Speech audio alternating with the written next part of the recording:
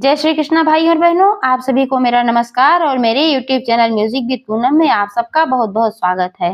आप सभी भाई बहनों को भाई दूज की बहुत बहुत शुभकामनाएं और ढेर सारी बधाइयां है, क्योंकि भाई दूज की एक बहुत ही सुंदर सी कथा है।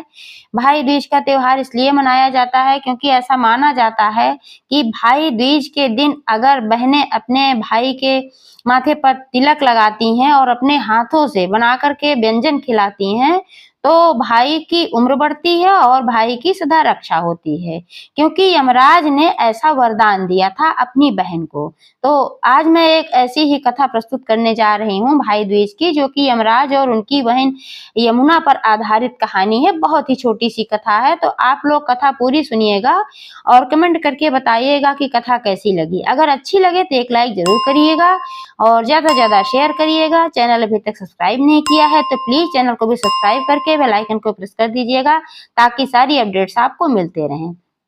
तो आइए सुनते हैं। सूर्य भगवान और संज्ञा की दो संतानें यमराज और यमुना थे। तो संज्ञा सूर्य की गर्मी नहीं बर्दाश्त कर पा रही थी, इस वजह से उन्होंने अपना छाया प्रतिरूप तैयार किया और छाया को अपने दोनों संतानों को सौंप कर वहां से वो चली गई। छाया उतना प्रेम नहीं करती थी जितना कि संज्ञा अपने बच्चों से करती थी, लेकिन छाया उतना नहीं करती थी।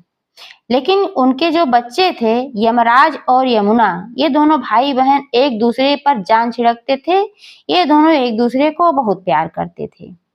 तो यमुना जो थी अपनी ससुराल में थी, लेकिन फिर भी वो अपने भाई के यहाँ हाल चाल लेने के लिए बराबर आती रहती थी, कुशल क्षेम पूछती थी, सुख दुख पूछती थी।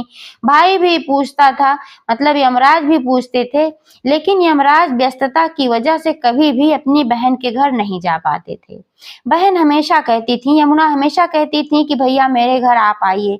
वो आती थी और आने का उनको न्योता भी देती थी, लेकिन वो अपनी व्यस्तता के कारण, भाई यमराज थे तो उनकी व्यस्तता बहुत ज्यादा थी, कभी इनको ले जाना कहीं उनको ले जाना, मृत्यु के देवता हैं, तो इसलिए व्यस्तता बहुत ज्यादा थी, तो वो अपने बहन के यहाँ जा नहीं पा रहे थे।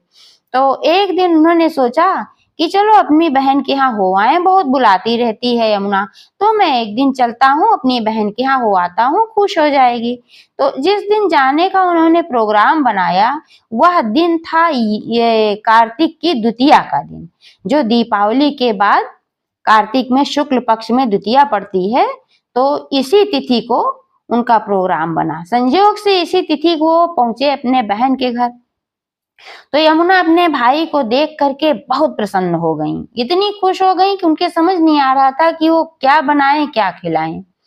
तो जब बहुत ज्यादा प्रसन्न हो गई तो अच्छे अच्छे बहुत सारे व्यंजन बनाया उन्होंने और बढ़िया बढ़िया खाना बनाया, मीठा भोजन बनाया और भी अच्छी अच्छी चीजें बनाई और आदर सम्मान खूब किया। अपने भाई का हाल चाल पूछा, बड़े प्रेम से उनसे मिली और उनको चंदन का टीका लगाया, माथे पर तिलक लगाया और तिलक लगा करके उनका आदर सत्कार किया और फिर जो भोजन तैयार किया था बड़े प्रेम से अपने भाई को जिमाया। और जब यमराज ने भरपेट भोजन किया तो बहुत प्रसन्न हुए और फिर जब वो चलने लगे, वहां से अपने घर को लौटने लगे, तो फिर उन्होंने कहा, बहन तेरे सेवा सत्कार से मैं बहुत प्रसन्न हुआ हूँ, अब तू अपने मन की इच्छा के अनुसार कोई भी वरदान मुझसे मांग ले।